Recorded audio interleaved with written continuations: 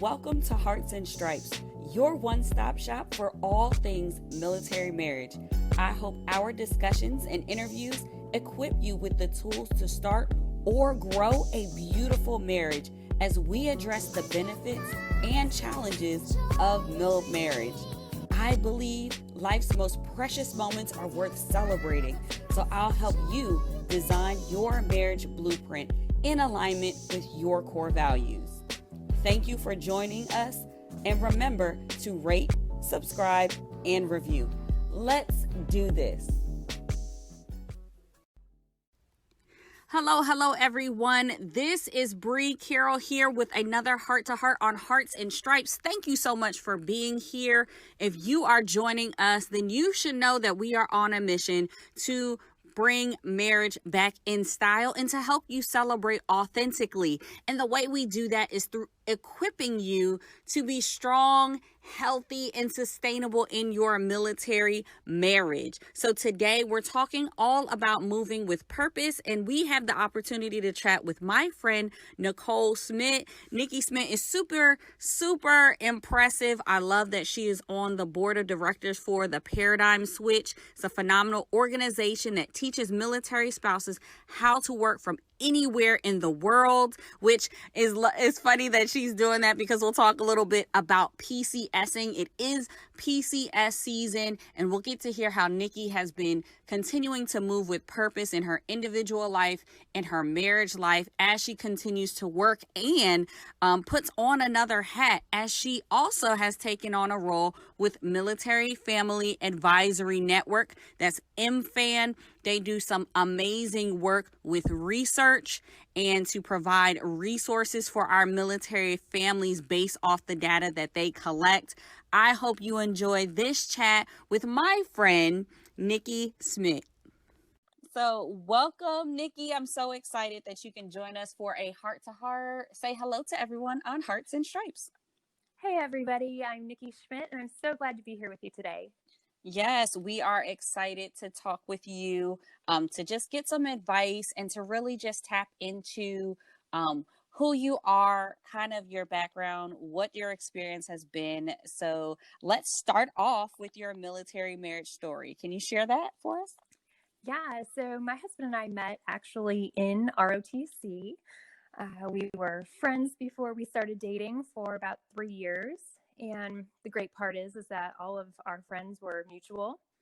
And nice. Yeah, so, I knew what I was getting into, so to speak. Yeah. Right? I didn't continue on with the program myself, but I, had an understanding in my mind what the expectations and lifestyle were going to be. So leaving college together, and we got married, just a couple of weeks after we graduated, and then went on to start his active duty career. So we've been together from the beginning. That's awesome. Yeah, and just going through the pilot training pipeline, that he has gone to. So it's been a lot of moves, and in a very short amount of years, we just made our 9th PCS in 11 years. Nice. Woo! Look at that. That is awesome. Yes. Where did he do his UPT or his initial training? Yeah, so we started at Vance. Okay, awesome. Yeah. And he went helos, so we actually went to Fort Rucker, Alabama. We're wow, yeah. back in Alabama now. And he's an Osprey pilot, so we finished in How fun. Yeah, in Fort Rucker, and then that pipeline pops over to New River in North Carolina, and then to Kirtland in New Mexico within maybe just 4 or 5 months of each other. So there's a lot of quick moves that don't last very long right after each other. Wow. So yeah, you are a PCS pro, I'm sure. And really probably good now, or getting good at transitioning. Yeah, I definitely think that has been a refined art in our family. Knowing what we need to do to get settled very quickly. We've done it a few times now with children, and yeah, so we're just PCSing. I know you and I just talked about this. you Mm-hmm. know, what we need to do to unpack the house and get feeling like we live here again, make it feel like Right. home, you know, what we need to put up, you know, on the walls sooner than later, or what can stay down because we won't be here very long. And then, you know, what resources do we need, you Yeah. know, to get Mm-hmm. right away. So, you know, it's interesting the way that you kind of go through just that checklist that you start to create in your mind of transitioning, getting resettled, and getting back into a routine. Yeah, yeah. And it's a lot. It's a lot of moving parts. And I'm sure even with as you've done it multiple times, that doesn't necessarily mean it becomes easier per se. You just kind of know what you know. So what have you seen? Because I know you were saying that you PCS now during COVID. How has that been? How's that experience been a little different? Yeah. So, you know, we our move before that, just a year ago, actually just a year ago this week, we PCS, Wow. yeah, we PCS from overseas. So we were coming from England, and we had a really wonderful 4 years over there. It was an amazing experience. But if you've moved Oconus, you know that it kind of has its own thing, its own beast, right? Mm-hmm. Um, but moving during COVID has definitely been one of those long games for us. We started prepping for this 6 weeks ago. My family decided that we were going to move our own boxes, you know, so that we were touching every single thing in our house. Right. And we had the movers do furniture, so the large, heavy things that we would need help with. Wow. So Okay. we've been PCSing now, you know, packing boxes slowly over time, and really communicating as a couple what, you know, that risk and assessment of every situation and like preparing could possibly be. I think communication between our family of all of the events going on and what the movement, you know, over the week and a half that we PCS would look like, has Yeah. really helped. You know, that is everything from loading the boxes, you know, where the boxes will go in our new house, to we're taking a road trip, and what does, you know, having to go to the bathroom look like. To be perfectly Right. honest, I mean, everything has kind of a different approach. Yeah. Mm-hmm. Yeah, that must be tough. And I love that you said that communication between the two of you as a couple was so crucial. And I love the C word. That's like the big word for the podcast, right? When you're talking about marriage, you have to talk about communication. But there's such a different level of that, as you were saying, assessing the risk that comes along with this pandemic, PCSing, which is something that you have to do, and then just supporting one another. So, how did you guys navigate that? I love how you said that you know what are essentials, like what to put up and not to put up. So, I'm wondering, like, what are some essentials that you know, like this is a must do to keep our relationship strong, versus like, okay, this can kind of wait for now. Yeah. So, you know, the last few months have been very interesting. I work from home full time, and my husband was in a situation with his work where he was working from home full time. Mm-hmm. So, you know, we had an interesting transition where we were constantly in the same space. And, Wow. you know, New. That's new territory, that right? is new territory. And he was home, right? You know, he wasn't doing work trips Mm-hmm. and stuff. So I do think that we had a bit of adjustment in a good way, um, in that constant communication.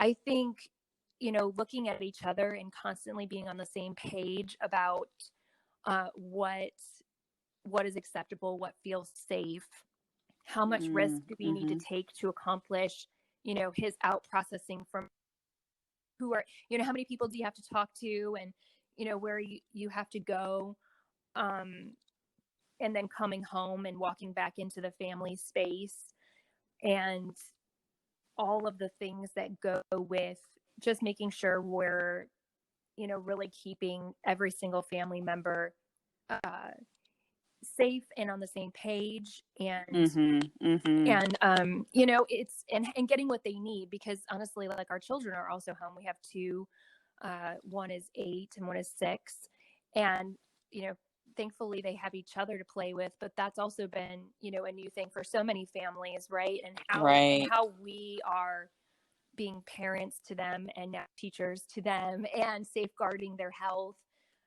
through this is just been kind of like an entire evolution of our family relationship. Yeah. And I think it's interesting that you bring up, so you not only PCS during COVID, but also with two little ones, and everybody's in a state of transition. I mean, I became a teleworking kindergarten teaching, daycare handling mom. Yeah. So quickly, and it's like, when you have little people who are dealing with transition and they're missing their friends and their routines, and then you yourself maybe are missing some routines, or since you were working from home, you're used to maybe being the only one at home, and now everybody's in your space. That is a challenge, not only for the marriage and the family unit altogether, but as an individual. Like, wow. I mean, I know a lot of people are dealing with that. How were you able to cope as an individual, navigating that? Or what are some tips that you found around that? Yeah, that's a lot of identity change that you're trying to deal with, you know, so quickly happening all at once. And I think I'll just throw this out there, and I know, you know, we might touch on it later, but I also started a new job during COVID. So that was also an identity change. You know, I thought I would be doing just the homeschooling thing and then accepted a full-time role. So I think everybody has really had to reassess what mental health it looks like and how that plays into their everyday. You know, it's definitely, how can you stay connected to other people? Are the people around you, you know, constantly feeling what they need? We do at dinner time, we do a best thing, worst thing of the day. Oh, so, nice. You know, it's just a little way that we can like check in with everybody and see if they are really, you know, having a hard time. Then it, you know, it's everything was bad or something like that. You're right. But for me, I think it was really just mentally preparing for the next right thing to happen. You know, when it came to be, you know, June, July, and we were coming up to this PCS, stepping back out of work for a week. I'm so thankful for my job that gave me, you know, a week of time away from my office so that I could, you know, focus on my family and focus on just the next, you know, day at a time. Right.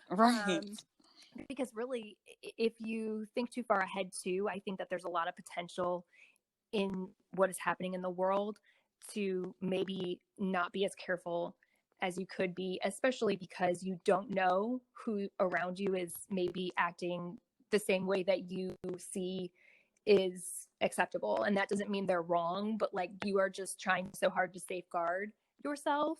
Right. I think it also can be a little exhausting to make sure you know, that everything you're doing is actually effective. That's a good word. Exhausting is definitely what I have definitely been feeling throughout, with the pandemic, with everything just going on in the world. Yes. And then trying to, like you said, go through these identity changes with different roles.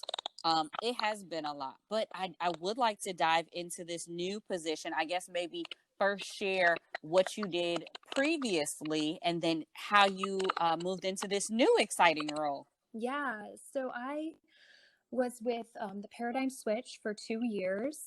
And the Paradigm Switch is a wonderful organization that is on a mission to help military spouses work from anywhere in the world. And especially given the current circumstances, they're really shining to make sure that people have it inside themselves. You know, they know that they have it inside themselves to pursue their dreams and their career in a remote way. I love Right that. now, Love that. yeah, it's so important that people understand that, you know, as that identity shifts out of whatever their current role might be, or if they need more flexibility, that it isn't the end of their own success in a career. So I currently am on the board of directors for that organization, because in December we kind of took a step back from our paid staff. And so that left me the first part of the year a little bit in a fog, just not really sure where I fit and what direction I wanted to go. And COVID came along, and it seemed like, we were kind of all just hunkering down, and we didn't know for how long. But I was so fortunate to get an interview with and accept a position with the Military Family Advisory Network. And wonderful. Yes, I am so grateful for MFAN. And so for that organization, I am their programs manager.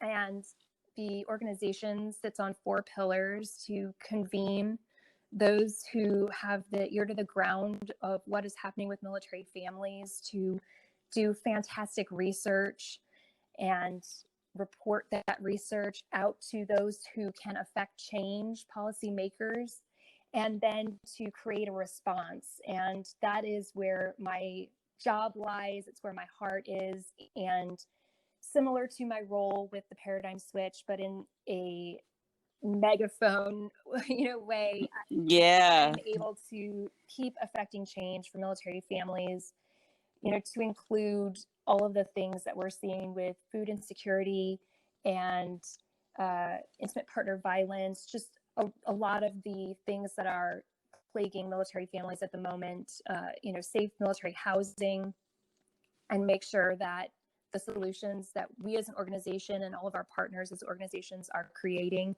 are effective and actually creating solutions for the people they're intended to help.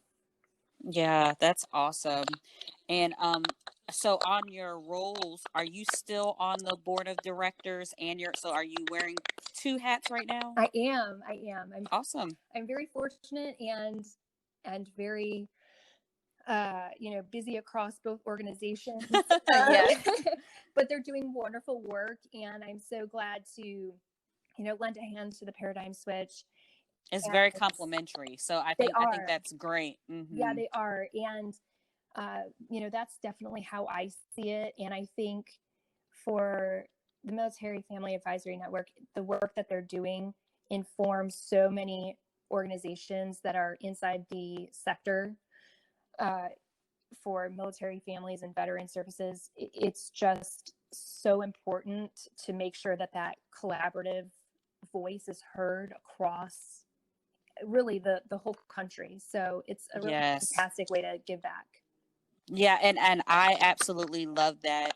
The Military Family Advisory Network is definitely even someone that I'd love to come to get additional information on marriages, like you mentioned, from a domestic violence type situations, or just getting that research, because that's really how we can be informed about where to put our resources and where to ask for assistance. So that is huge. Yes, our research team is absolutely talented, and we have such a rich collection of data that can help inform organizations. I mean, Bree, definitely please let me know, and I will help, get you what you need to make sure that, everything you're doing has that informed data behind it.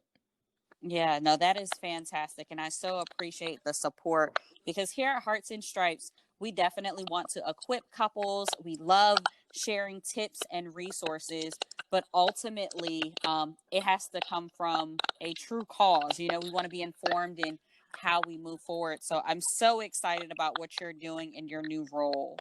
Yeah, thank you. So before we let you go, I would love to hear any tips that you have, any advice that you would like to share as an overarching maybe theme that you have for your relationship.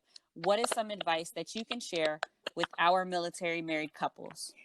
Yeah, so I know I talked about it about 1 million times, so I'm sure you won't be surprised to know that I feel communication between my husband and I is absolutely pivotal. Yes.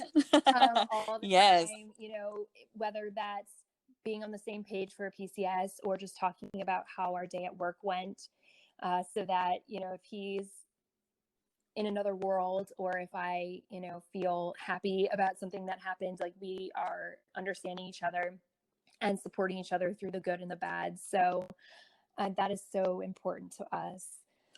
Mutual respect, I think, has always been a big part of our marriage in particular. I know that, I think it goes without saying that military members, their lives and the mission is so important, and they get so much more out of their careers if the military spouse supports them. But I wouldn't have been as successful as I was, either if he wasn't supporting me and understood that that was important to me. And just as he knows that if he goes on a work trip, I'm here holding down the fort. It's the same way if I have to travel. I know that he is here, and we can make that work. That is awesome. That is huge. It is huge. And, my current career, whether it's this role or the previous role, has been so supported by him. I feel like, it was a team decision and effort to drive that forward. And, same thing with where we are now. We're at school. We moved, to help him. So that's been important. And the last one there is work-life balance. I think yes, that's been huge for us. There's always more work. There's always more mission. Right. Taking time out of that to really work on us and our family and make sure that everybody has what they need and that we are, in a positive environment has just been so important to us that someday this might not be here, but we want to be together. So, yes, it's huge. Take some time to enjoy, and sometimes, make that call that family comes first. And, if your family is right, chances are work will eventually be right too. So I love that. And that is so at the heart of what I believe as well. I really do feel like when our relationships are healthy and in a good place, everything else just falls in place and it thrives and it flourishes because you got that main thing, right. So your advice is spot on. I love it. Communication and understanding, mutual respect and support, and then having that work-life balance. Nikki, you have been such a pleasure, and I'm so glad you were able to join us for this Heart to Heart. Thank you so much for having me. It was amazing talking to you guys.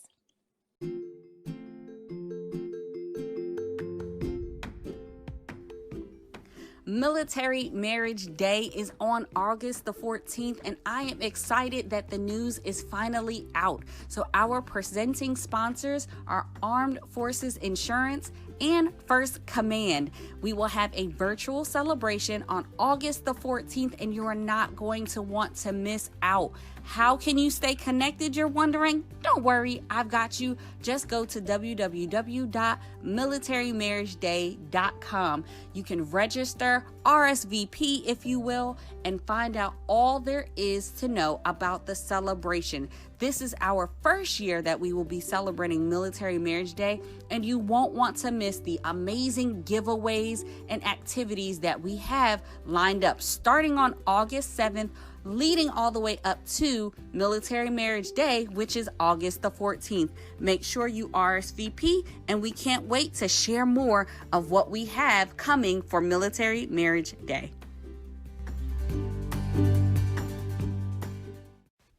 Now, what did I tell you?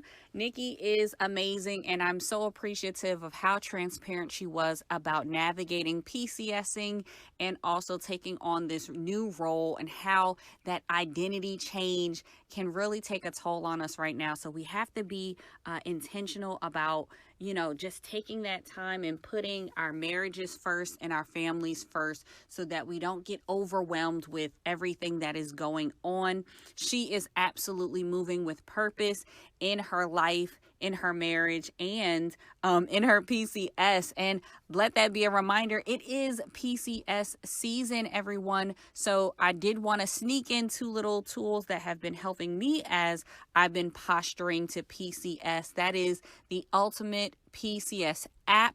I'll link to that in the show notes. And also giving a little podcast love to Mill Housing Nation. That podcast and their past couple episodes have been focused on tips for PCSing. So head on over there and check them out. Show them some love in their upcoming season. I'm actually really excited about because it's focused on military marriage. So when we're talking about assessing those risks, like I said, Nikki was talking about it as it relates to COVID-19, but it's definitely something that we can do in our marriages and relates very closely to our marriage bridge blueprint that we talked about, careful consideration.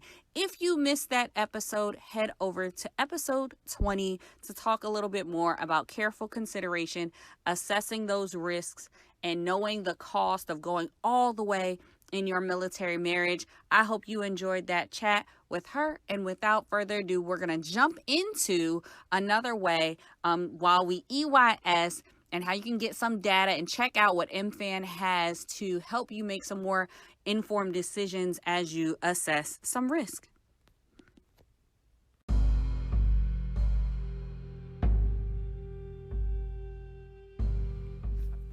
All right, everyone, you know what time it is. It is time to earn your stripes, EYS. And what I would like you to do for this EYS is to check out MFAN. MFAN provides a report based off of their survey data. They have a 2019 full report or an executive summary that is linked in the show notes for you to check out. In that report, you'll find some different areas that they highlight that are areas of need in our community. I want you to look at that report because I truly feel like each of us will have something that resonates with us in that report, a resource that we agree that we need, or just something that stands out that may be a situation that you're sitting in right now. Check out that report and leave us a little note, a comment, if you will, on Instagram at @BCarolEvents, or shoot us a message at anchor.fm. That's Hearts and Stripes at anchor.fm. And you can let us know where you may see yourself within this report. So let me share why it's important and some of the things that we saw in the report. We're all about equipping you and providing resources here at Hearts and Stripes. And I'm going to speak on it a little more for this EYS because it's so important. So if you can share with us the resources that you need to help build your military marriage, to help make your family successful so that you can thrive and be successful in other areas, that is what we want to do. That is why we are sharing MFAN. That is why we are talking about it a little longer on this EYS because it is so important.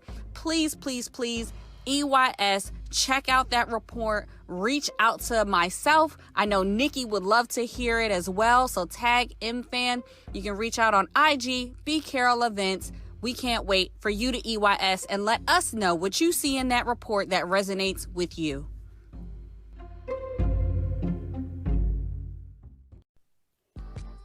Thank you for tuning in. Remember to rate, subscribe, and review. This is Hearts and Stripes. We are the few, the proud, that aim high and are forged by love. Always ready, always there. We are Mill Marriage Strong.